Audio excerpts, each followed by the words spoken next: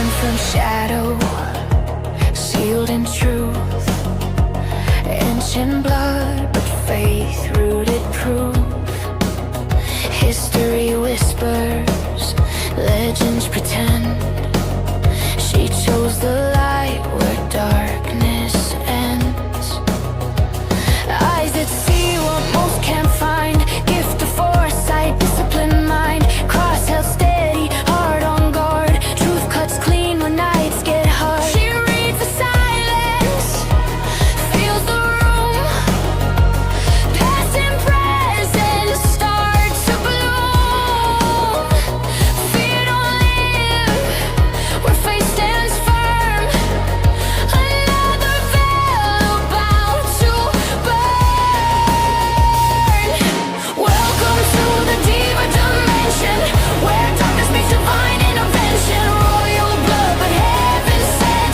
She don't flinch at what's being mentioned. From cold cases to restless minds, she pulls the truth from broken time. Grace and steel, intuition. Step inside the deeper dimension.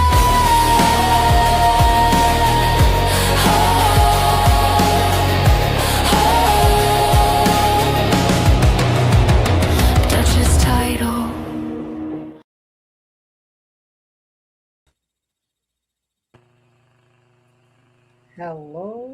Hello, everybody. Welcome to Tea Time with Duchess on Diva's Dimension. I'm quite excited that today's show will be very different and unique. I must say, I'm a researcher, author, and historian myself with my medical background. I'm happy to be back. Last week I was very, very busy and I had lots of things and the things to take care of when it comes to the patient care. But I am here today um, actually discussing different views, different opinions, different experience, paranormal experience, maybe something unusual they're doing on the YouTube or live, maybe you're recording your life. This show is going to be quite different. We have wonderful two guests that I'm, going to introduce to you, and you can ask any questions. I'm sure it will be quite interesting show. We will see that we go deep into the rabbit hole with them, and that we go and experience something unique and very different this evening. I'm very happy that I have my co-host Donny Cho, Paul Dale Roberts, and Miss Sue with me. So welcome, guys, and Mr. Paul. I will pass my torch to you. Please go ahead. You're right, Danielle. Tonight's going to be a fantastic show. We got two guests, and they got some incredible stories. The first one who will be talking is JM Heluk, and she's an author of a book called Stitches, and she's a paranormal survivor. And there's her book right there. And then, after she's done, we're going to be talking to the rabbi, Michael Moshe Rothschild. And I'm just wondering, is he related to the Rothschilds, a famous American dynasty? But we'll find out that later. Um, he does a non-stop live streaming. That means everybody in this show tonight is going to be part of that little history because he's in the Guinness Book of World Records for his live streaming Wow. 4 years. And guess what? The rabbi and myself have something in common. I am also too in the Guinness Book of World Records for dancing 205 hours, 8.5 days, disco dancing. And if you don't believe it, all you have to do is go into Wikipedia disco, scroll Hmm. down to where it says dancing, and you'll see my name. And Donnie later on today will show you a picture of me when I was dancing. And I was in Ripley's Believe It or Not because of that. So, me and Rabbi, we're both Guinness Book of World Record holders. So, I don't know what you think about that. He's also too going to be talking about the UFO disclosure, Hmm. government acceptance of UAPs, He's going to talk about abductions, and that's something that I don't want ever to happen to me because I don't like being probed. Um, Ancient wisdom in the age of AI. That's something I would be very fascinated with Yes. because AI is just consuming everything. Is so interesting. So anyway, we're going to go ahead and start it off with JM Heluk. Hello, Jay. Hello, everyone. How are you today? Jay, okay, first off, tell us about your book and then tell us how you're a paranormal survivor. Sure. Okay, so I have a new book out. It's called Stitches and Other Stories. It is a collection of 12 kind of Mm-hmm. cosmic horror mind benders. There is a supernatural element to it, but the beauty of this book is that each story is connected, and the diva here will understand from a medical standpoint that the connective tissue in all of these stories, I leave it up to the reader to decide the genesis of the horror. And I know that horror writers and horror consumers kind of get a bad rap. Um, I trust my readers to really understand there's an intelligence to this book. And I do believe a lot of consumers of this type of material are incredibly intelligent. So trying to weave these stories together, there's a connective theme through all of them. Um, each story in itself is self-contained, but together they imply a larger organism underneath, and that threads through the entire book. So each story, even though it's in a different timeline, a different space, different characters, there is that connection between all of the stories. One of them is the Ovid, which is, takes place in the 1800s on a whaling ship. And then I have a family that's stranded on a Montana farm in a snowstorm by something completely unnatural that's waiting outside. So each story is different. However, you can kind of figure it out and piece them together.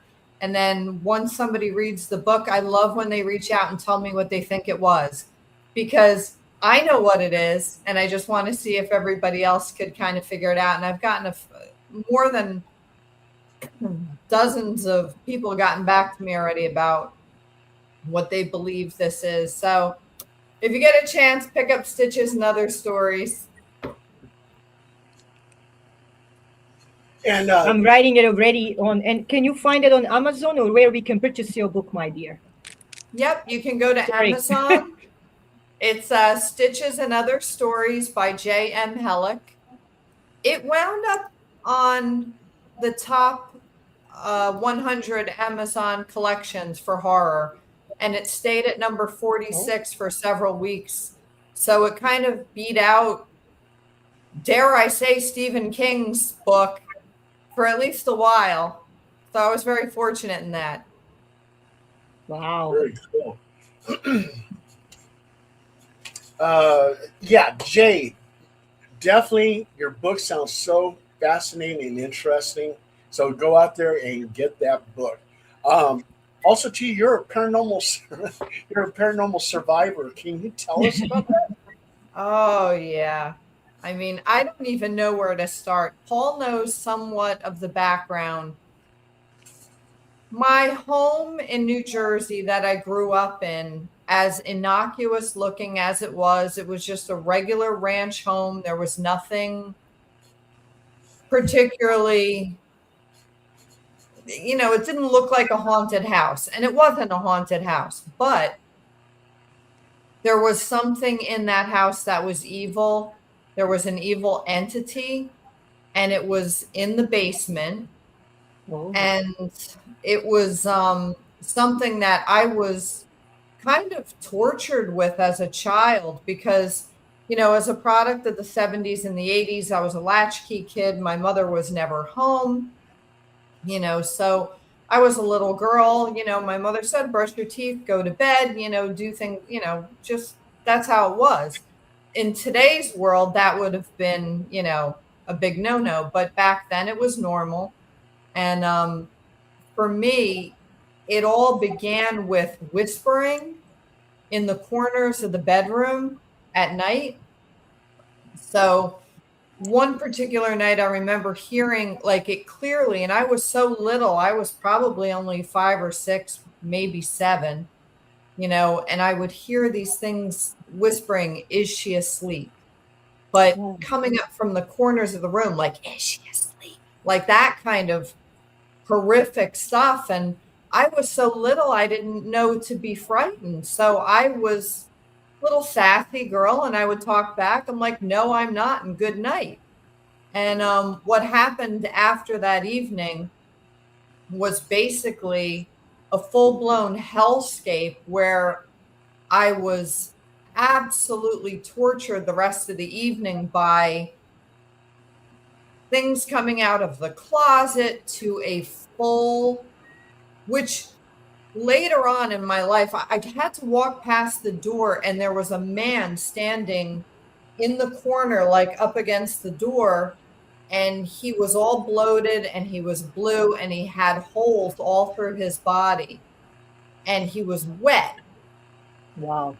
It wasn't until I was older when I realized what I was seeing was a body was fished out of somewhere and the holes in him were from a grappling hook. Wow. Now, I was a small child. I should not have known. I mean, I have a good imagination, but no, that's next level. That's not me. But that evening, when I was laying in the bed and after I said, no, I'm not, and good night, and all hell broke loose, and literally it was all hell. The closet door opened up. There was a hand. There was a decapitated head. I pulled the sheets up over my head, and when the hand came down, it went to shake the head, and you can actually hear the thwapping of blood hitting the sheets. It was really horrible. And I was completely awake because I had just brushed my teeth. I walked into the bedroom. My mom got home shortly thereafter. I was terrified. I was petrified in my room. So I had told Paul years later, I had discovered, we were cleaning the basement and we were pulling up some flooring that was in the basement. And there was a pentagram on the floor. Oh. A huge, and it looked like spray paint or some sort of paint. It was white, which I thought was weird. And it was underneath the floor in the house. But that house was purchased from like an elderly couple. So I'm not sure what was happening. But my mother bought the house in the 70s, and whatever was in that house originated from the basement and absolutely tortured me. Wow. That's incredible. Yeah. So, I mean, it sounds crazy when you talk about it or, but I mean, I still, all the hairs on the back of my neck stand up, even with the thought of being in that house. And most recently, I did have somebody come to my mother's house, but my mother knows it's there. She says it doesn't bother her and she doesn't want to talk about it, but she's afraid to go into the basement. You always feel like something's watching you. In broad daylight, you'll see a giant like black shadow cross the room. So a Catholic priest did come in. He did rituals. And since then, I've been into the basement. I haven't felt that presence, but it was there for 50 plus years at minimum. And I don't know why there was a pentagram painted on the floor of an elderly person's home. I have no clue. So it seems like somebody was practicing Satanism. Yes. Did you get rid of it? Actually? Well, to get rid of it, I'm not entirely sure, Sue. It's gone through periods where it will be dormant and then it'll come back like stronger and then it'll go dormant again. It's definitely in a dormant phase because I can move about the house and not, have every hair on my body standing up. But the priest, with what he did, when he did go into the basement, he did tell my mother, he just said for her to go upstairs and he was going to take care of it. So the priest himself recognized that there was something there. He didn't need to be told. Well, you can actually get rid of it if you take the, is it on a floorboard? Like a wooden type? No, it's actually on concrete. It was under On concrete? linoleum. Mhm. Then I know that would be expensive, but you could actually get that cut out and then that area refilled. Right. Or we could just sell the house and move on. Yeah, that would be the other thing. Make it Then somebody would be else's problem. Definitely. And also, This, too, Jay, I do Roman Catholic house blessings. So if you ever want some information on that, on how you can go ahead and self-bless your house, just contact me and let me know. Yeah. I mean, I was always kind of more like a portal even growing up too, because unfortunately, my mother also played around with Ouija boards and things like that. So Boy. it was, the whole house was filled with something that shouldn't have been there. But interestingly, years later, unfortunately, my grandmother had passed away, and everybody in the house was desperate to find her wedding ring. Desperate. Now, my grandmother's house was down the road. It was 3 stories. It was a big, beautiful home, lots of things in the house. And they were about to bury her, and everybody was absolutely freaking out about they couldn't find her wedding ring. No, my grandmother had really bad arthritis, so nobody could find her wedding ring. So they go to pick out the casket. They had to go to the funeral home. Mhm. For whatever reason, I asked to stay behind. And that was not something I would normally do. Normally, I would want to go with my family. So I was sitting in the living room and the TV was on. This was in my grandmother's house. And, you know, my mother's crying. Nobody could find a ring. The next day's, you know, whatever. And they want to bury her with her ring. My family spent 2 days tearing the house apart. 2 full days. Nobody could find this thing. My family leaves. I'm sitting on the couch, and all I could describe it as going on autopilot. I shut off the TV. I stood up. I walked into the kitchen. I went upstairs in my grandmother's bedroom. I opened the drawer, didn't look through it, closed the drawer in her dresser. Opened a second drawer, did not look through it, closed it. Turned around, went up into the attic. I go up into the attic. I stand in the middle of the attic, and I just kind of scan around the room. Now, all around the room in the attic, and it's a big house, big attic, lots of stuff. I'm looking at all these boxes, and I see this one area with Christmas decorations, and the boxes are stacked as tall as I am. I'm 5'4". I start taking all these boxes down, get to the last box on the floor. I open that box. Inside, there's a cigar box. I open the cigar box. I close it. I move the cigar box away, and in the folds of the cardboard underneath the cigar box, I see the corner of something gold. Oh. And in my head, my rational thinking brain, I thought it was the end of, you know, like scissors. I thought it was like the ring part for a scissor. I pull it out. Don't you know it's my grandmother's ring? Wow. I say out loud, my ring. Hmm. I didn't say my grandmother's ring. I said my ring. I walked downstairs. I put it on the kitchen table. I wrote a note. Here's grandmom's ring. And I went home. The whole episode took 15 minutes.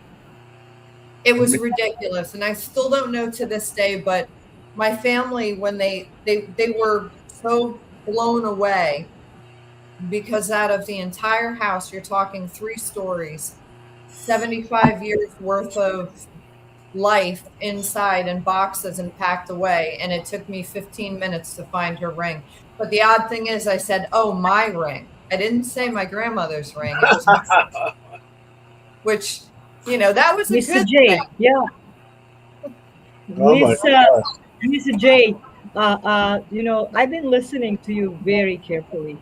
I'll just tell you, and I'm not trying to be rude or anything. It doesn't matter where you move, but the thing that your mom did bring through the Ouija board, it is attached to the house and to your mother. I It know. is an older person, and basically it was playing with you as a child. So it was trying to threaten you, basically, and scare you up and feed on your energy. That's what's happening. Regarding the pentagram, I feel really bad. But there is another fella and a lady that it's involved with that pentagram. And your mama knows who is involved. So it's not just your mom that was the only one doing that in the house. I think she had a friend or maybe even a cousin. But if you ask her, I think she will say to you, I wasn't alone. There was somebody else with me. I'm trying to help. So what I see, I I can cannot tell you you're hide. right. I know Oh, you're thank you. right because there was somebody else involved. There Yeah. were two other people, a man and a woman, who were also involved in that. So you are absolutely correct. And that's The, amazing that you know that. yeah. Right on. What I what I see and what I feel, I say immediately. And to get rid of that, I'll tell you honestly, it doesn't matter where she goes and what she does, it will be there. The reason why, because sometimes attachments are made. I feel bad because I know the huntings of a child can be very traumatic and very hard to explain. And they will hunt you through the adulthood. What did I do? Why did I see these things? And when you become adult, you go like, oh, was there something wrong with me? Especially if you had kids that have nocturia, they pee or wet themselves during the night because they were abused and everything.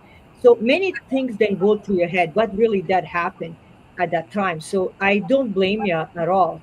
But unfortunately, sometimes our family does have the key. I would agree with Mr. Paul. I would do the entire cleansing of the house. And I personally do think, I know it's going to maybe sound crazy. I am Greek Orthodox. So Roman Catholic and Greek Orthodox, they come from each other, Galenita. like Latin and Byzantic. They were all one at once before we fall apart. Yeah. So basically, what would we need to do here? I think your mama, if she is open to it, she would need to have the full confession and the blessing. And sometimes you have to do a renewal of your baptism. It depends how religious and how open she is, because I think this would be the only way to remove whatever is attached to her. I feel bad that you experienced this because I felt that you were really scared and you had a lot of pain and fear from this place. But these two other people, they were not really, if I can say, not to be disrespectful, really pleasant about the things that they're doing there. They were not paying attention that there is a child there. So it's almost like, okay, we're playing this game, but she's away, she won't know. So that's what to me, my heart goes out to you, because it is something that little ones shouldn't experience. So, but I love your book. I was looking at it, and I'm gonna order it for sure. And of course, read it. But sharing your experience, it is something that it's fascinating. So thank you for that, being open. It's not easy to point the finger at your own family members. And the Oh, ring, no, it's it's quite their amazing. fault. And, and I Jay, know. Jay, anybody that has an attachment, like when I do paranormal investigations, I take that person with the attachment and give them a full submersion baptism. And I'm very Very good. successful with that. I'm like 85% successful. The ones that I'm not successful is because they went back playing with the Ouija board or summoning up a big demon. So, Well, um, to Danielle's point, she is right because I had moved to California. I lived in Burbank, well, not Burbank, but Glendale. I lived in Glendale for years. After I left that house, that followed me. And it followed me by Wow. way of my mother jerking around with the Ouija board with the friends. Now, it was broad daylight. I was in my house in Glendale. I was just kind of hanging out there. I laid down in the middle of the day, was chilling, watching TV, and all of a sudden I was pinned to the bed, and it was almost like a sleep paralysis thing where I heard like chainsaws buzzing in my head, like it was crazy, like something was on top of me. And I was pushing as hard as I could to get this thing off me. And like I couldn't speak. I was definitely mute. I was wide awake because it's like 2 o'clock in the afternoon, and I'm not I don't sleep like that. So I was trying to get off it. I was pushing so hard, and until I said, I went through everything in my head, Yahweh, God, Jesus, everything in my head. And when I said those things, it kind of released me. I immediately called my mother, immediately. And I said, what were you doing? And she says, nothing. I said, were you playing with the Ouija board? She goes, no, I wasn't playing. So she finally confessed years later that her and her friend, Andy, at that exact moment that was happening to me, were playing with the Ouija board in New Jersey. And after I called, she took it out to the garbage can and they threw it away. So even after all that time, it was still kind of by proxy going through my mother and coming to me. There's no way it I is would. like it is like a virus, Miss J. So it's quite, if I can say, scary because it does spread through the family. So when you have something like that, it goes from one person to another, and people immediately think, I'm going to use it as a medical explanation. It is like a virus because it can spread to another person, to another person. That is all connected, through this basically ritual that is happening. I personally think I know Paul very well. I have a big respect for Mr. Paul and all of his work. That maybe you should approach your mama, and ask if she would accept this, because I would like you as my sister to, be free. I love people when they're happy and smiling, but as you were talking, I was just seeing all of this, and sometimes I cannot stop myself. But it is hard, especially when your family members are involved in certain things like that. So I deeply appreciate what you're sharing this evening with us. Oh, thank you. I don't really talk about it in open. I figured this was a perfect forum. Oh, And yeah. it's just the Thank tip you. of the iceberg. But it's funny, like in the book, in Stitches, and you'll find the story in here, Stitches, is about something that's terrorizing a child, and it's in the basement. So Hmm. it's kind of like partly my experience.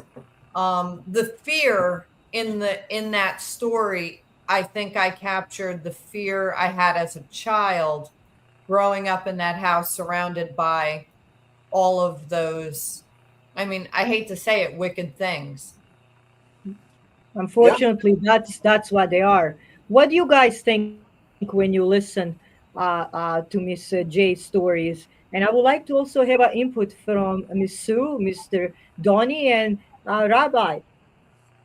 Oh, Well, I would like to I hear always had what fears would of be your basements. opinion when you hear Miss J's story. I always had fears of basements because there was shadows down there. The house that my parents bought before they adopted me, it came with a Ouija board. Because I was questioning my mother why it was there because she's Orthodox. Why would she touch that stuff? And she said it came with the house. So there was always stuff going on in the house that I grew up in. Wow. It was blessed repeatedly every year, but there's always stuff that overrides it. But I know that in blood families, there's always a line connection, not only just by blood, but there's also a cord connection. And a lot of times you can't activate stuff through even technology that creates portals, like your dishwasher, for example. And then you also have the energy grid along our world. So, there's all kinds of connections they can piggyback right on. Wow.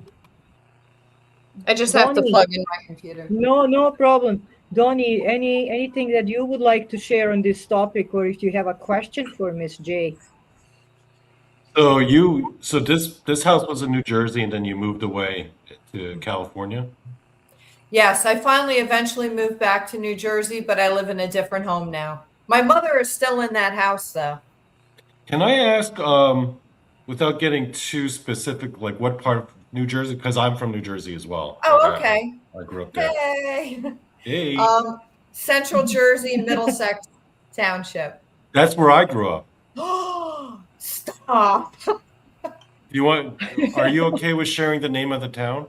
Yeah, it was East Brunswick. I'm from South Brunswick. Oh, Yeah. yay! Wow, we're the next town over. World is Wow. small. What a small world. Crazy, right? Yeah, wow. Yeah. Every time I meet someone from New Jersey, I ask them what part, and it's always like Bergen County or Yeah, far north. yeah, somewhere far. Yeah, Wow, rarely I meet someone from Middlesex. Wow, that's there cool. you go. Yeah, was your house haunted? Because mine was. I have reason to believe that there was some stuff going on.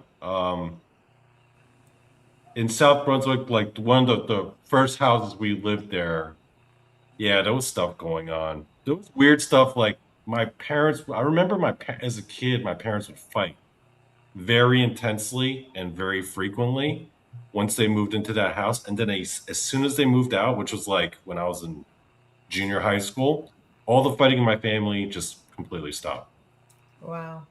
forever, like forever.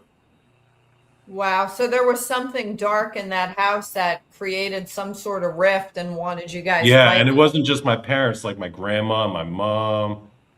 Um, it was affecting people. I remember that. There were certain rooms that were really scary for me as a little kid. I'd get nightmares all the time. Um, but yeah, I'm happy to report that after we moved out, family life Everything was was great. better. Yeah, Wow. Right. Maybe it's New Jersey. Maybe it's just all the I houses think in so. Middlesex County. There's It's some that, old, Jer- there's some old it's that buildings Jersey there. devil. That's what it is. Yeah, He's south. He's way I think south. so, Paul, too. yeah. It's the Pine Barrens. Yeah. Donnie, what Well, did JM, you I feel appreciate. though when you went into those Mr. rooms? Like, were Rabbi. you able to feel something like something that was palpable, like an undercurrent? Were you able to feel anything It specific? was because there were like certain hallways. There was this one room, like, because my grandmother lived with us when I was a little kid, and she lived in the lower floor.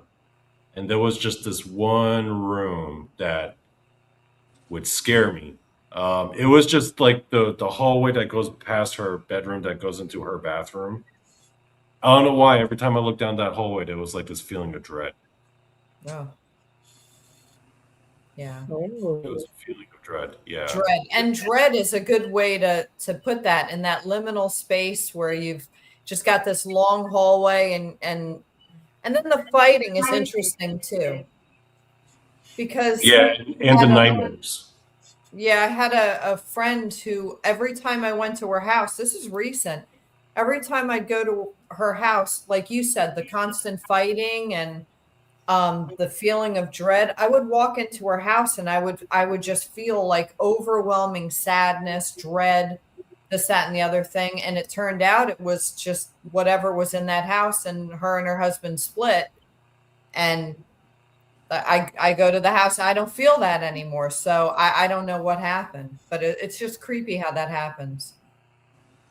Donnie, does it change when you go in that room that feels dread-like when you go in with another adult or someone else? Or does it still feel really awful? Same amount. It always felt awful. Okay. And because my grandma was mainly occupying that space and she was really old and she didn't really seem to be bothered by anything like that. But yeah, I just remember that one part of the house. I remember I would get like the worst nightmares just in that house, like growing up. Because I was in that house from age 7 to about 14. Mm-hmm. So yeah, it was that time. It was that period where, It's a long time to be frightened. and it was like night and day with my parents. Like my Yes. dad became like during More that than time, my dad was like a raging alcoholic, violently angry. He would get into the worst fights with my mom to the point where I'd be scared. I'd run out the house. And then as soon as they move, They're like the best friends every day.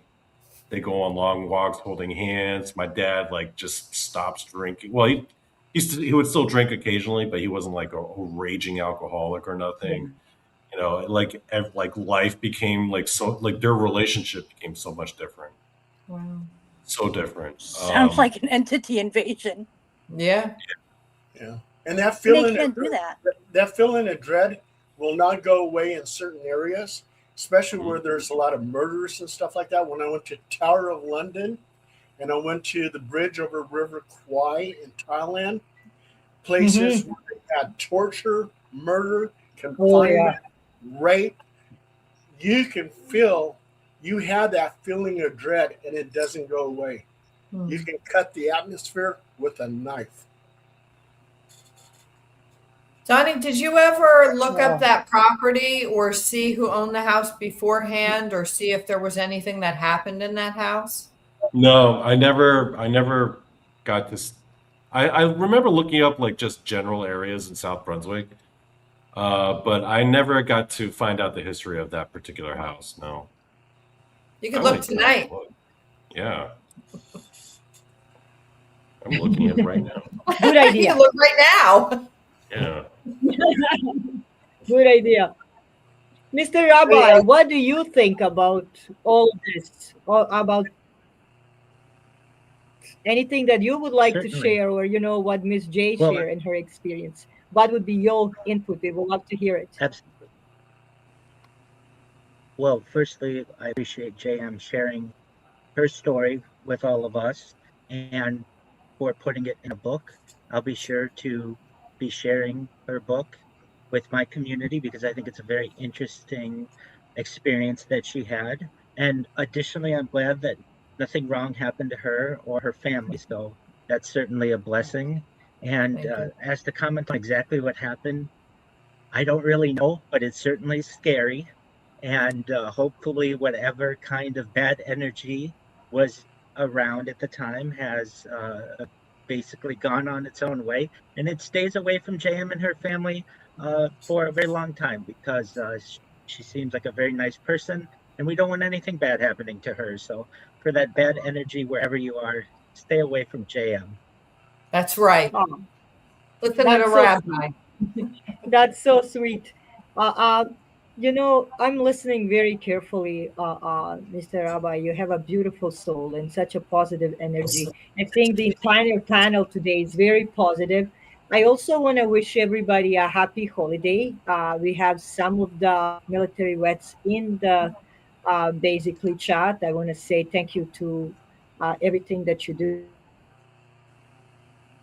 for your service, because without you, this show and many other shows wouldn't be possible. You are giving us something priceless, and that is freedom. So thank you, everybody.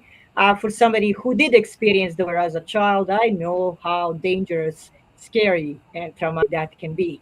So to me, I salute and say thank you to each and every one of you. So that would be a little something that I wanted to say, because I think without the people that do major sacrifice for all of us, we wouldn't be here today. Um, Mr. Paul, I know you have many questions under your sleeve. So would you like to start and continue? What did you write on your board? I have a couple more of the questions, but I'm sure you have a couple more under your sleeve before I pop in a couple of mine. No, I think everybody covered everything. So, I mean, and Jay really related the story beautifully. So everybody was able to understand it. And you, Danielle, you came off and you were on the nose on that situation. So the only thing I have to say is don't ever forget that a full submersion baptism is a basic form of exorcism. So anyone that has an attachment, go out there and get that full body submerged baptism, and that's what I do with my clients that have attachments, and they'll call me up and they'll say, Paul, after that baptism, I don't have an attachment anymore. I'm free. I go, yay! I believe in angels are here to help us. And I always call upon angels to help us. So, Jay, what a story. And also, too, the rabbi has a bunch of stuff to talk about. So, should we shift it off to the rabbi? What do you think, Daniel? Sure, and then we can kind of put the topics together. Mr. Rabbi, welcome to the show. It's nice to have you here as a part of the panel. Can you tell us a little bit about yourself? I'm quite impressed with your YouTube channel being in the Guinness World Book of Records. So Well, thank you. congratulations on that. So I appreciate it. We are in talks to have some other Guinness World Records to be published on the website. So it's not quite up yet, including most social media of any person, most data archived to the internet than any person, and also some really interesting ones like most hours live streamed, perhaps most meals archived. So I may be in the Guinness World Record book for many different reasons of this stream. With that being said, there was also the question of my connection to the Rothschild banking dynasty. While we do share DNA, I am an average person, just like oh, probably all of you are, and would say that there are 3,000 of us in the United States alone, 10,000 of us globally. And within the Ashkenazi Jewish community, the name Rothschild is very similar to what you might find Kennedy in the uh, Irish culture. So, for anyone out there who thinks that perhaps I am some kind of lofty banker, I want to dismiss any of those thoughts initially.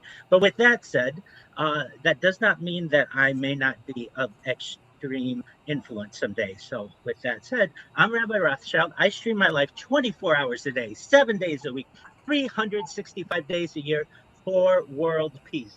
I've been doing so for more than 4 years. My streams go back to the pandemic.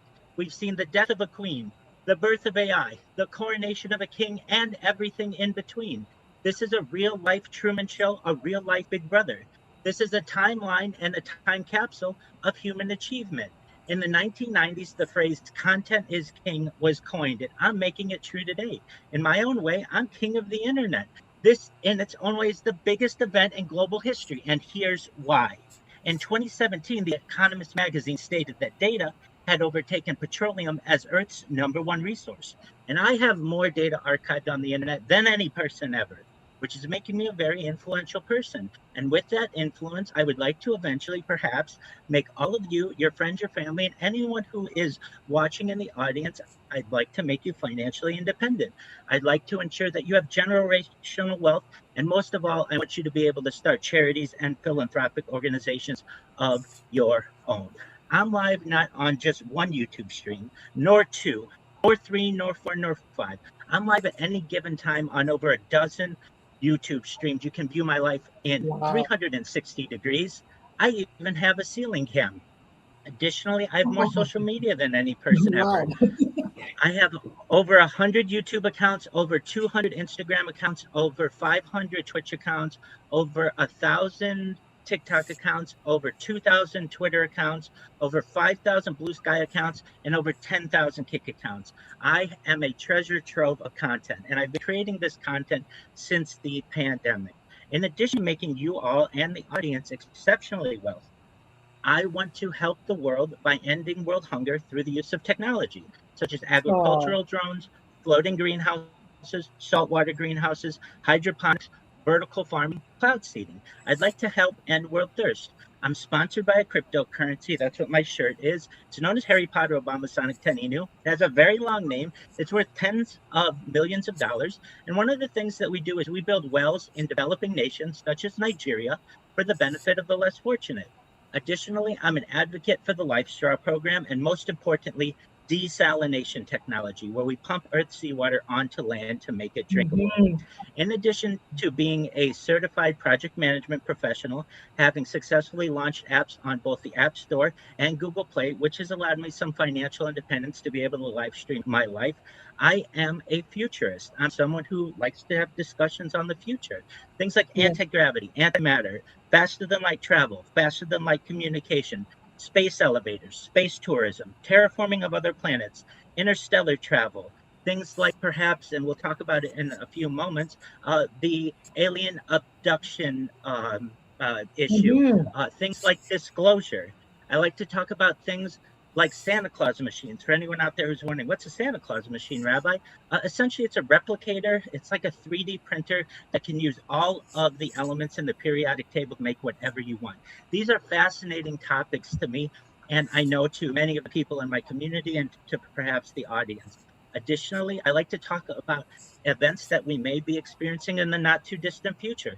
Things like de extinction. People don't know, but the first successful de extinction took place in the year 2003 with the Pyrenean ibex, which was a goat located in northern Spain, southern France. Fast forward to the year 2021, a company out of Dallas, Texas is founded known as Colossal Bioscientific. They've made it their goal that within the next 2 years, or by the year 2028, to reintroduce the woolly mammoth into the Arctic Circle. Additionally, they want to reintroduce the Tasmanian tiger, followed by the dodo bird. And I find this to be of extreme privilege to be able to archive this on my stream. Additionally, I'm someone who is certainly a mortal, but I like to study a topic of life extension technology. When you all were born, the average life expectancy for you or someone like you and the audience was probably about age 80, give or take. And with life extension technology, we may be able to increase that to age 100, 120 through the use of oxygen therapy, Yes. human growth hormones, stem cells, cryonics, cryogenics, things like peptides, nootropics, cold shock therapy, red light therapy, testosterone replacement therapy, just to name a few. But once you get to be 120 years old, you may say, Rabbi, back in 2026, when you discussed all of these things, many of them sounded like science fiction, but they've become science fact. My body's starting to break down. What's the next plan? And I want to preface this by saying this is all with your consent. I don't want to force any of this on anyone. But if you want, and if those of you who listen to me think this is a good idea, I think that you may want to consider the opportunity, perhaps in the future, of a type of technology known as mind uploading technology, where, again, with your consent, we scan your brain into a computer like a CAT scan or an MRI, knowing where every atom is in your central nervous system and your peripheral nervous system for later download as an android, an avatar, a cyborg, a cybernetic being, a clone of yourself, a robot, an ethereal being, whatever you want to be. But essentially, what I'm saying to all of you and to the audience out there is that the opportunity at a digital immortality may be more of a reality than we might have once thought. And with that, that's a little bit of an intro on what I do and who I am. That Wow. is fantastic. It is And quite impressive. I must say, I was listening and people were chatting. I have also people connected on the Instagram and they're following. So on a both sides, and everybody is saying this gentleman is amazing. So I must say Thank we're you. honored to have you here with Miss J. I'm just speechless because it is quite honored to have you here. And yes, um, when you said you are a simple man, there is something that sometimes people do forget. I don't think you're just a simple man. I think you are a big soul with so much positive energy, love, and richness inside of your heart that cannot be measured with the thickness of the wallet. So that's what I want to say for you. What I see, and I think all of us did see that. Paul, what kind of questions did you prepare for this wonderful gentleman that we have this evening? well, the rabbi was correct. I mean, scientists are now talking about bringing back the woolly mammoth and everything else. Also, too, they're talking about being able to record everything in your whole life by placing something near your eye, and it records uh, everything that you see, you touch, you smell, Yes. you think about everything. And when you die, they can take that your consciousness and place it into a machine. So you're now a living robot that has the mind of Paul Roberts back in the day. So I mean, it's science. Whatever was science fiction is now becoming science fact. But I want to also too, before I let the rabbi talk about abductions, AI I think Mhm. is incredible because AI at some point in time is going to gather all the information from the internet, all the information around the world, and become a god. And that is something Mm. that's kind of scary because is it going to be a benevolent God or something evil? But anyway, before I go into that, Donnie, I want you to show the rabbi my Guinness Book of World Records of disco dancing, and then I'll let the rabbi go ahead and talk about all this other stuff. So, if you don't mind, that's me back in the day, 1979. I was a disco dancer. I danced 8.5 days. 8.5 days. That's 205 hours. I had a 5 minute break on every hour. And I had witnesses that would watch me go to the restroom to do a number one. And if I had to do a number two, I had to do it during my 5 minute break. So, Oh Lord. but anyway, from there, I was a dancer with Jeff Katosh's Dancing Machine. We were the first number for Cher. So I made a few movies. I'll show them the Ripley's, believe it or not, and then we'll go back to the rabbi and let him talk. Oh no, not that, not that, not that. It should be.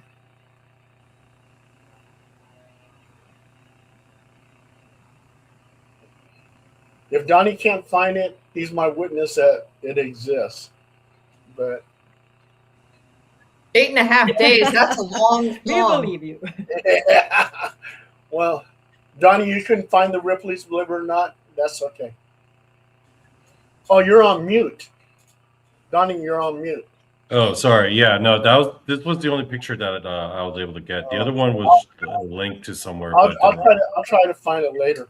But anyway, okay. I'm going to let the rabbi go back and talk. And um, what's your thoughts on the government acceptance of UAPs, Well, we are Rabbi? on the brink of perhaps something. Yes, so we're on the brink of something perhaps very interesting. If you weren't aware, I believe on May 8th, and then again on May 20th, the Trump administration had some releases of some files and some videos. We always complain that they're too blurry, but there is what I believe going on, something known as soft disclosure. And what differs between soft disclosure and hard disclosure is the idea that the aliens will land on the White House lawn, something along those lines. Soft disclosure is something that happens slowly, and I believe has been happening since really approximately July of 1947 with the Roswell crash. Um, and I would love to talk about a timeline a little bit of Alien and what my role and what I feel I can help bring to the disclosure movement. But before we do that, I want to say, Paul, that is an amazing picture. That is an amazing feat. Congratulations with that. You certainly, I don't know if I could stay up for even a few days on end, let alone be dancing the way that you did. So that's a phenomenal accomplishment. One thing that you discussed and is discussed in emerging technologies are digital eye contacts, additionally types of digital glasses that use biometric sensors and additionally some perhaps microchips and augmented reality to be able to record people's lives. There's also Neuralink that maybe some of you are of which you're aware. This is a project that was launched in approximately 2020 to be able to help provide Hmm. neurotransmission for specifically for the those who are paralyzed. The first successful implant of a Neuralink Yes. was in a man named Nolan Ashbrough, and essentially he is a quadriplegic person who lost the ability to walk and use their limbs after having dived into a body of water, but now can play video games better than all of us combined. He basically has an auto aimer in his mind, and he's able to play games like Civilization and some first person shooters. And now, about a half dozen of people have had these types of implants in put into them, and this is only going to continue to grow. Additionally, there are some companies aside from Neuralink of Elon Musk. One is Snapchat. For those of you who know Snapchat, they purchased a company Yes. years ago that is basically going to allow a Neuralink, but with like a swim cap, so you don't actually need a an implant, and it can read brain waves to be able to perhaps be able to move a cursor on a screen, and from there the sky is the limit. And I'm proud to have been able to document that type of an event. Another event I'm very proud to have been able to archive on my stream is the birth of the large language model. I was an early adopter of ChatGPT in November 2022. I was a user of it when it launched formally November 30th, 2022, and I've been able to see the development of ChatGPT 1, ChatGPT 2, ChatGPT 3, 3.5, 4, 4.5, 5. I've been able to see Sora. I've been able to see certainly Midjourney and Gemini and Claude and Perplexity and Meta AI and whatever your favorite model is. I've been able to archive them from the birth. And basically, I feel that this is an important stream that I have, that I'm able to have the pre AI world, the pre AI large language model on stream, and then see how large language models have affected us as a society, and how I use them as an individual, and just how they've been used. For anyone who watches my streams, you should know it's not just my a stream of myself. I keep an archive going 24 hours a day of the world's news. So you can go back literally to Mhm. any moment of any day, essentially for the last 4.5 years or so, and know exactly what was going on. This is a timeline in a time capsule. I consider myself to be like a 21st century journalist, someone who would have written in a journal years ago, or a diarist, someone who would have written in a diary, but I just use the camera as my medium. I feel this is an Wow. incredible undertaking that will be studied from an academic level and in higher education and in all education in the future. Because what we're going to glean as a people from this data are things regarding eating habits, sleeping habits, breathing patterns, hygiene. We're going to learn about aging. We're going to learn about sleep and circadian rhythms. Every aspect of the human body can be studied from this. And additionally, I'm basically the largest example of data for AI to be trained, on which to be trained. And one thing that Paul Dale said is, and he's absolutely right, we're moving towards a world where we had artificial narrow intelligence, which were kind of like the rudimentary chatbots that we would have had maybe for the last 10 or 20 years or so. And now we're moving into a world of artificial general intelligence, AGI. And then the next step is artificial super intelligence, which literally is defined as superhuman intelligence, or an AI model. And when that comes about, that is going to change society drastically. It's going to replace a lot of people's jobs, perhaps nearly all jobs. And we may need a support system for a society. Perhaps it's universal basic income or some other type of social safety net. But I think that this doesn't necessarily have to be a bad thing. I think it could spur a new renaissance of artists, because there's going to be a desire for people to have handwritten, handmade, hand created art of humans, and not necessarily have AI developed or robotic developed types of artworks. And additionally, in the AI world, we do have the robotics world that is very quickly advancing as well, and will replace a lot of certainly human roles in the future. And again, I don't see this as a negative thing. I see this as perhaps not needing to endanger people in mines or in fires, or perhaps any of the more dangerous jobs that we have in society. So many people are afraid of the coming robotics revolution and AI revolution. I personally embrace it. Additionally, with the data that I'm archiving, I'm a trailblazer in a field known as CHAT, continuous human activity data. So what this is not just basically someone writing in a book what they did over the course of a day, but it's literally allowing the world to be able to view a human's life whenever they want. And what really makes me, I think, an exciting influencer is any other influencer out there, their streams always end. They always go to bed, or they always go choose to spend time doing something else. But with mine, my streams never end. You can always watch my streams. I'm live 24 hours a day. I do want to say as well, I do stop my streams every 12 hours. And the reason why is this is a necessity because YouTube does not necessarily archive streams that are longer than 12 hours, but I make sure to not do them all at the same time so they overlap. So literally we'll be able, and humans of the future, maybe for the next 100 years or 1,000 years or 10,000 or longer, will be able to study the conversations that we're having and perhaps the development that we're seeing in the world. Now, with that being said, I know that this is going to give me a great platform to be able to promote things. And so, first and foremost, as I've said, I want to help the world. World peace is at the very heart of everything that I do. Additionally, ending world hunger, ending world thirst. These are all, I feel, of extreme importance. And we need leaders in society who talk about these things. When I was a young person, I would hear Yes. about the events of certainly the 1960s, where there were world peace movements.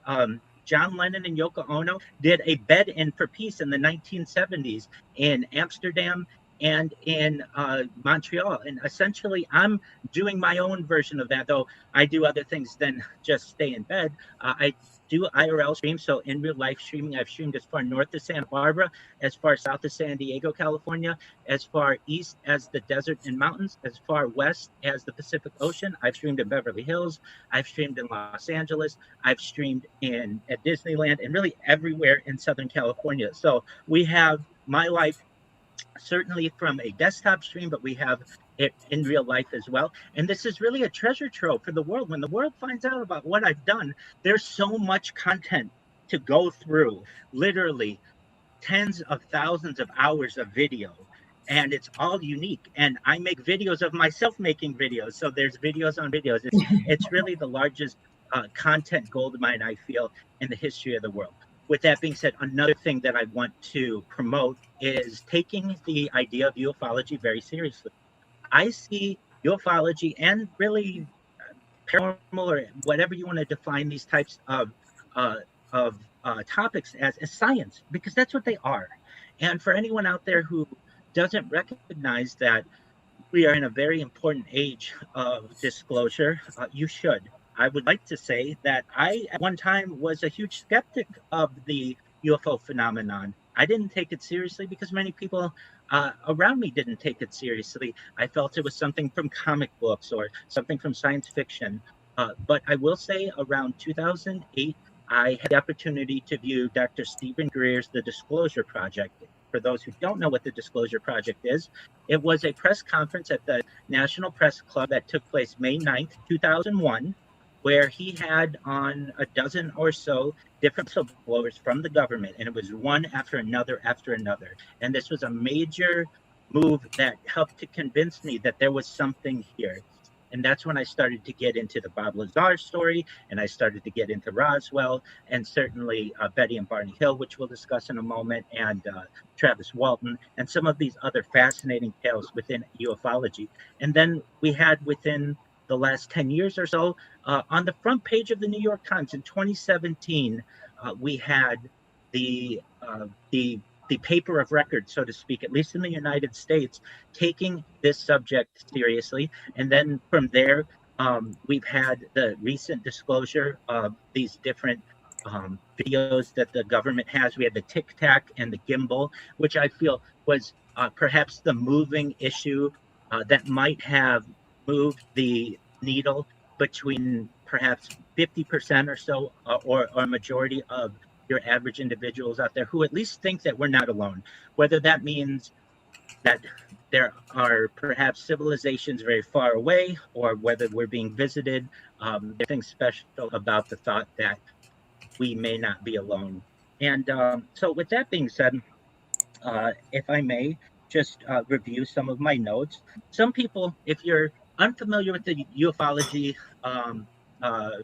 with ufology in general, it really is the study of UFOs, unidentified flying objects. But in 2020, the government changed the nomenclature, the word that was being used, to UAPs, which is unidentified aerial phenomena. But we're talking about the same thing. And for those who may say, why is this such a big secret? Why wouldn't we want people to know about it? Seems like a really important issue, and it is. But you have to understand that those people out there have to understand that we have public stability right now. And there's a certain psychology that would occur when people find out that they're not alone. It could cause extreme fear in some individuals. Additionally, scientific control is currently has a status quo. And with the idea of perhaps UFOs and alien technology. Things like anti-gravity become a reality. There are defense contractors who may have been reverse engineering much of this technology for the last, 80 or so years. And they don't want to give up control of that. And they're very influential. And there's arguably a black budget that doesn't want this information to get out.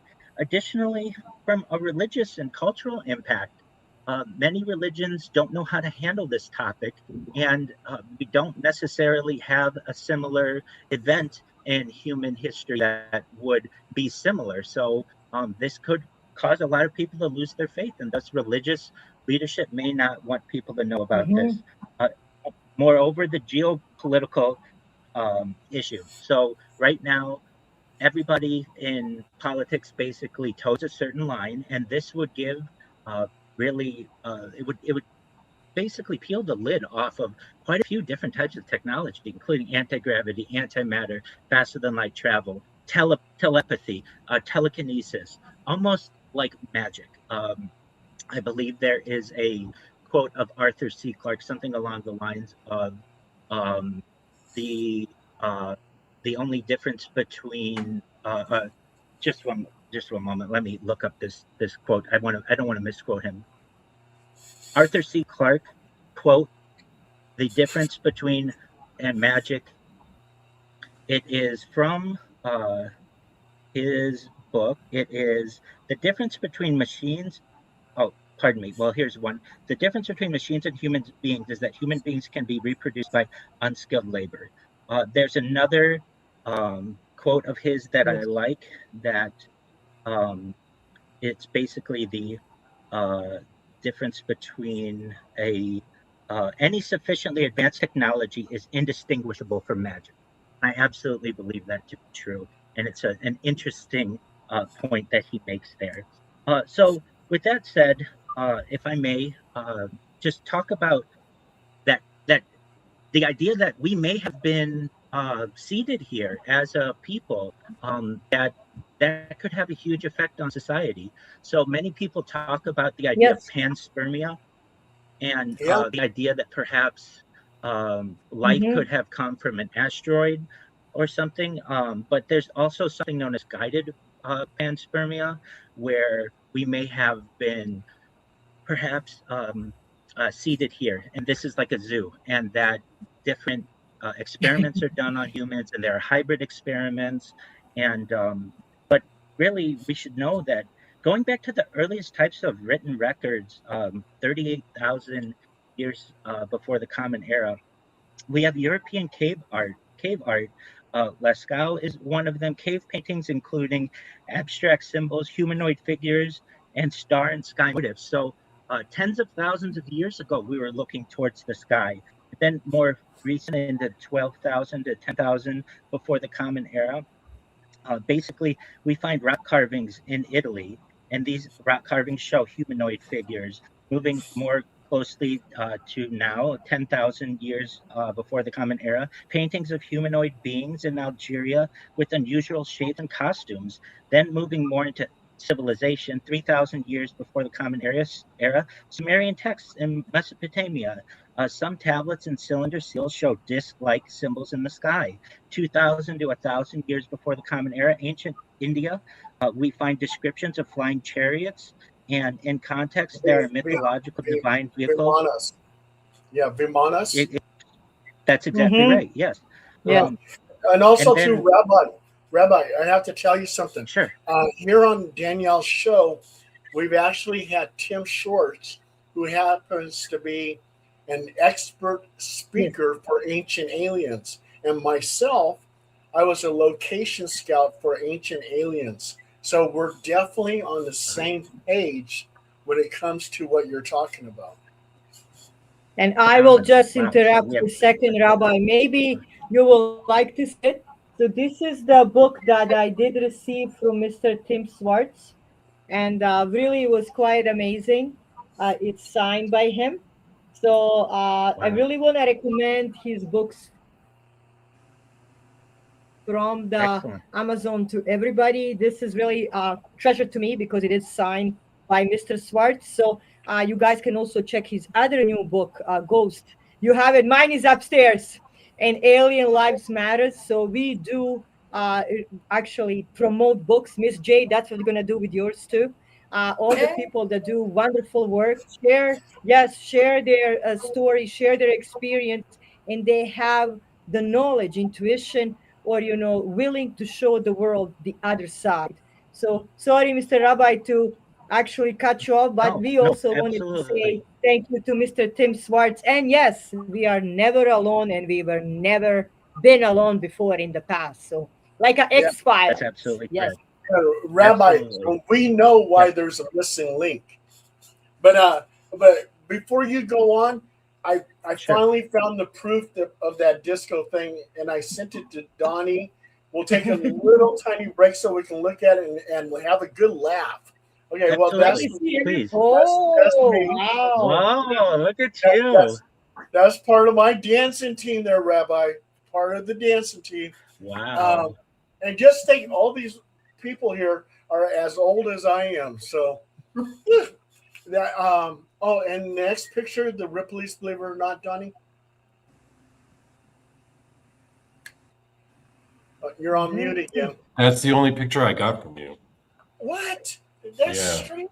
Yeah, huh, well, where is the Uh, excitement? I was so happy. I wanted to see it now. Do you see wait, Miss J and Miss Wait, Q hold when they're on. doing two?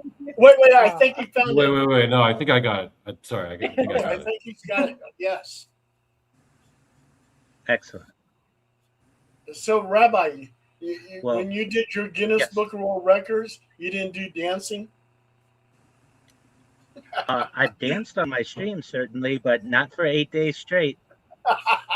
And someone asked me when I was a disco king was 1979, and yes, the song "He's the Greatest Dancer" was my theme song by Sister Sledge. Donnie, did you find it? Yeah, I found it. Okay, cool. Would you throw it up there?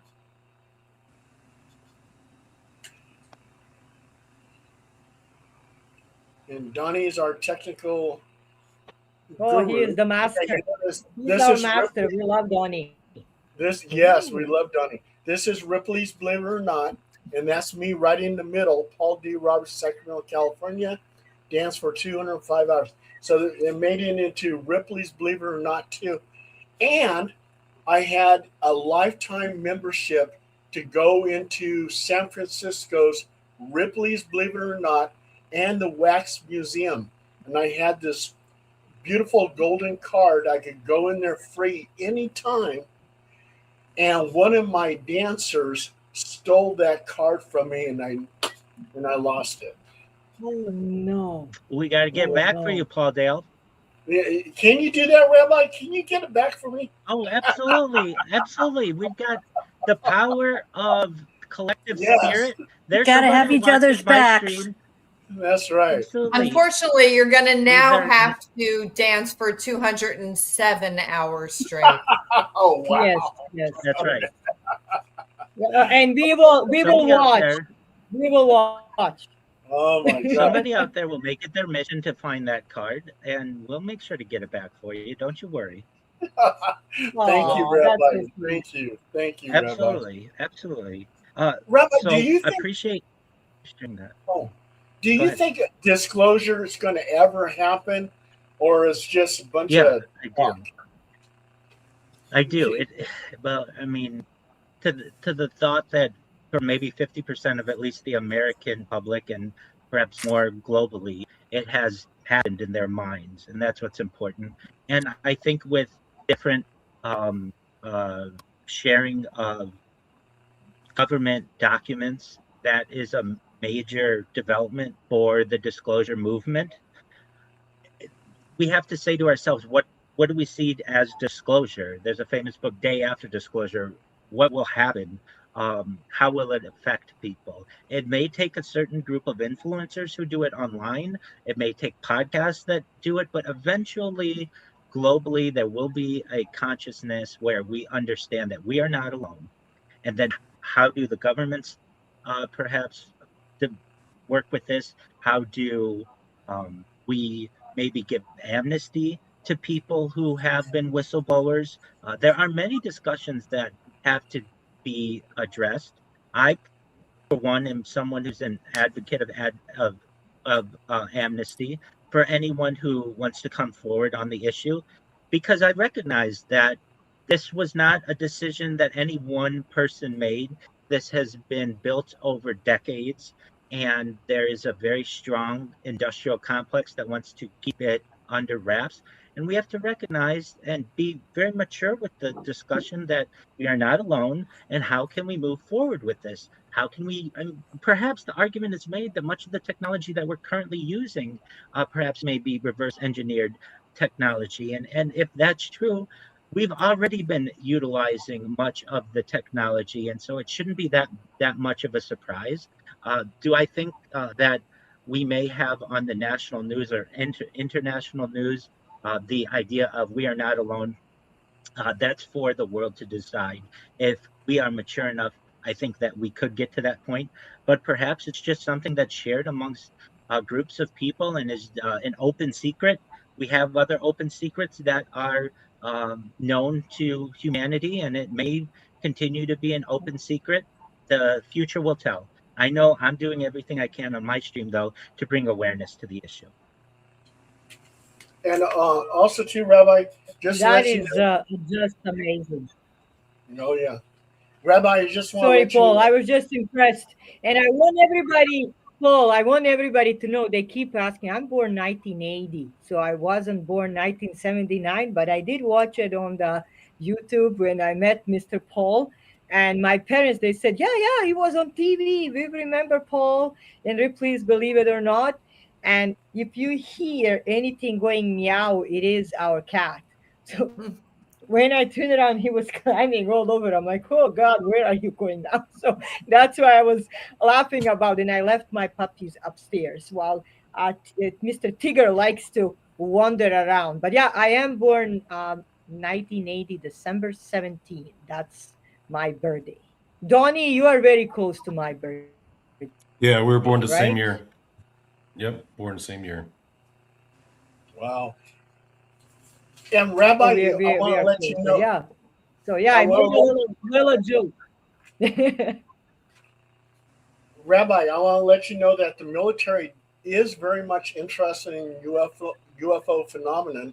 I was a 97 Bravo intelligence analyst over in Korea, in Seoul, Korea. I was with the Photo Interpretation Center in Korea. And on one particular day, I worked with image interpreters. And image interpreters, what they do is they look at the SIP map. They can tell you a little dot is a T-72 tank. But on this one particular day, and I had a top secret SBI special background investigation clearance. One day, 6 photographs came in, and those 6 photographs were of different UFOs that were taken by our reconnaissance aircraft and reconnaissance satellites. And each one was a different shape. It was like a boomerang shape. There was one that looked like ball lightning, one that looked like a disc, etc., etc. And on the back of the photograph, it said intelligent movement. So as the military Wow. was acknowledging that they saw these UFOs, they were taken by our reconnaissance satellites and aircraft, and it was saying intelligent movement, question mark. And my job was real simple. I gave it a number and passed it on to the DIA, which is the Defense Intelligence Agency, and they passed it on to the CIA, and from there it went into a black hole. So the military, I know for a fact, and I've written an article about this, so I put my whole information out there, and they said, I had people came to me and they said, Paul, are you afraid you're going to be arrested? No, because then if I was arrested, it shows that I was telling the truth. So they're not going to touch me. So, but yeah, the military Ah, very much. When Project Blue Book ended back in what 1969, the military was still investigating yes. UFOs. Absolutely. And I Yeah. believe to this day, as we see with some of the disclosure that happened recently, that it continues to. And this is, again, I'm glad that I am amongst people who recognize that this is not a recent event. This is something that perhaps has been Hmm. going on for millions of years, and that our creation, or at least our humanity, has been brought here perhaps because of these beings. Uh, if you don't mind, may I continue with the timeline? Oh yes, yes. Excellent. So, basically, maybe 500 years before the Common Era to 500 years after the Common Era, we have Greek and Roman records, reports of shields in the sky or omens in battle chronicles. Uh, Many times these are interpreted as meteors. And when I say any of this, I don't really know anything. These are perhaps they were meteors, but they are at least questionable. And if anything, with my knowledge of ufology, I don't know, and I don't think anyone truly knows anything, but we want to ask questions and we feel entitled to answers, and I don't feel there's anything wrong with that. 1400 to 1600 years after the Common Era, we have European religious paintings. An example that's many times uh, cited is the Madonna with Saint Giovannino. It shows a disc-like object in the sky. Art historians generally interpret it as a symbolic religious imagery, divine light, not necessarily spacecraft, but if you've ever seen it, it certainly looks like spacecraft. 15th century Leonardo da Vinci Yes. sketches, some drawings show these types of devices, types of perhaps alien devices. These are engineering concepts, not necessarily UFO depictions, though sometimes these are interpreted as such. I mean, we get into flying machines, so the idea of perhaps leaving Earth becomes, or at least leaving the terra firma, the ground, becomes of interest. Moving more towards the last 200 years or so, 1896 to 1897 airship sightings. There were reports of cigar-shaped objects in the skies in the United States before powered flight was common. And then we have 1942, the Battle of Los Angeles, where we have anti-aircraft fire at unidentified objects over Los Angeles. There's a beautiful image of in the Los Angeles Times, basically, of spotlights and some types of discs in the sky, and the people of that time didn't get a good answer as to what this was. We have 1947, of course, Roswell, which occurs technically, it's the crash at Corona, but Roswell was the next largest city, and this is Roswell, New Mexico. This is a crash that is said is a weather balloon, but if you talk to Jesse Marcel or any of the other witnesses, it was a metal that was found that was unlike any metal previously known, and perhaps even an alien body, or multiple alien bodies were found. And then the modern era, we have the 1950s till now, the global UFO wave, thousands of civilian sightings worldwide. It includes radar reports, pilot testimonies, and photographic evidence. 2004, this is the USS Nimitz Tic Tac incident. U.S. Navy pilots report fast maneuvering unidentified craft, and we have the video, and that's really more and more evidence building a stronger case that this is just not an anomaly, that it's perhaps a reality. 2017, there's the New York Times revelation. The Pentagon's secret UFO program, ATIP, is revealed publicly, shifting UFOs into official government study. And the 2020s to present, the U.S. government UAP investigations, the Pentagon confirms its analysis of these unidentified aerial phenomenon. So, with that being said, I don't know what we're at on time. I have lots that I can go through, but I don't want to overstay my visit. So can you give me an idea of where we stand? Danielle. We are done at 1:30, like 1 hour and 30 minutes. So we are at 1 hour and 24 minutes now. So, we can make this also basically show to not to extend this time, but if you guys would like to join us for the next week, if Miss JM, are you free for the next week? We can do another hour and a half and we can talk more about your book and your stories. It will be if you're free. And Mr. Rabbi, if you're free the same time next week, we can also have you to extend, this show for the second part because it looks like so many people are joining. We're getting actually views from Germany, Italy, Croatia, Greece, and Hungary. So these are some of the other people on the Instagram, some people on the Facebook, and some people on the YouTube. You also guys can share then this on your platform so we can see more about people joining us and discussing these topics. So that's what I think, where we can kind of close for today, if that would be okay for Mr. Rabbi and Miss J. Yeah, I'm good. Absolutely. Okay, Yeah. so And I look we're forward gonna to have them next week. continuing that. Yes, yes. So what I will do, I'll just move. We have a wonderful guest for the next week. So he was giving me 1 p.m. Eastern time. Yeah, you guys know him. It would be about Armageddon and about apocalypse. But then I'll move him for the week after, and I'll talk to our guest, and then we'll just extend this show to have a second part. Miss J, you can, if you have any pictures of your previous home, anything else that you would like to share, we would be more than happy to have there. Or anything about your book, more details that, people will like to purchase the book more, get interested, share it with others, or maybe even give it as a gift because it's beautiful to give a book. I know people go crazy. Rabbi, please do not hate me, but I am an old fashioned soul. I like to hold a book in my hands. I know Yep. people like the technology, they Yeah, like the The same iPads. I way. have all of that, but I already I'm an ordered my old copy. fashioned. It's going to be here the day after tomorrow. I got the paperback, so I'm going Woo! to read it. So we can. Yeah. Oh, there we go. Rabbi has his book too.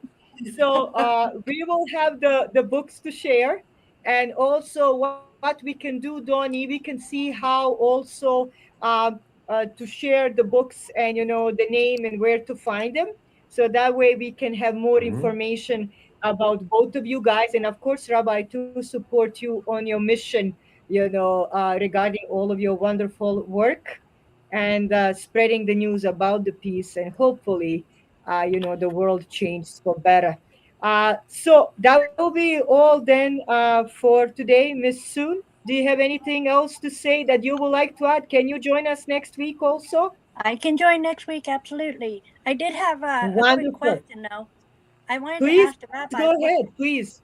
I wanted to ask the rabbi what got you into this? I mean, COVID sounds like the best place to start this whole streaming COVID. thing that you're doing and being on. But Yeah. is it something So that gradually came in, or did you just wake up and decide to do this? Uh, I, as I previously said, I'm an app developer, and during COVID, my job went remote, and I went from never being on camera ever. I'm generally not anyone who would be comfortable sharing their life with the world, but I went from never being on camera or having social media to being on camera for work 8 hours a day. And then my shul, my synagogue, would have classes anywhere between 2 and 4 hours additionally. So I was already on camera like 12 hours a day. And my anxiety of being on camera that much, I think, was reduced. And the real big issue or big reason why I started streaming was I would go after work and hit golf balls in Anaheim, California at Tiger Woods' golf course. And I wanted to get my swing and analyze my swing. And I started recording my swing, and I would make some jokes to myself, like maybe I hooked the ball or maybe I sliced the ball or whatever it would be. And I thought, God willing, one day I'll have a family and they might want to know what their dear old dad was like before he met their mother, or Oh, they were even a gleam in in my eye. And so I started uploading that content onto my Google Drive, and it just took too long to download it and re-upload it. And at one point, I just said, you know what? I have the opportunity financially to be able to purchase some devices. If I'm going to do this, I'm going to do this better than any person has ever done it in global history. And so I began with my first YouTube account in fall of 2021. Although I did archive my life on GoPros for the summer before then, so I have a lot of data offline as well.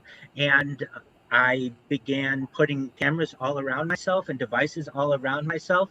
And little by little, I bought more and more handheld devices to the point where I'm like at 33 different devices or so. So it wasn't just one particular day that I just said, yes, I'm going to do it. But over the course of a season or so, I eventually emerged into a live streamer 24/7, and that's that's the story. I think that's awesome. Thank you. Beautiful, beautiful. That's why I think both of these beautiful, wonderful people need more time with the audience. They need more promoting, more support. So we'll see you, ladies and gentlemen, next Monday at 5:30 MT time. We're gonna have again Miss JM Heluk here, who is a beautiful author and paranormal experiencer. We're gonna go deeper. We're gonna have a Rabbi Rothschild here who's going to actually explain more about paranormal peace, hunger, and probably going deeper into the rabbit hole, how we can help each other and save the world. Love you all. Be happy, be blessed. And one most important thing, love another. God bless you all and have a wonderful evening. See you next week. God bless. Bye bye. Bye.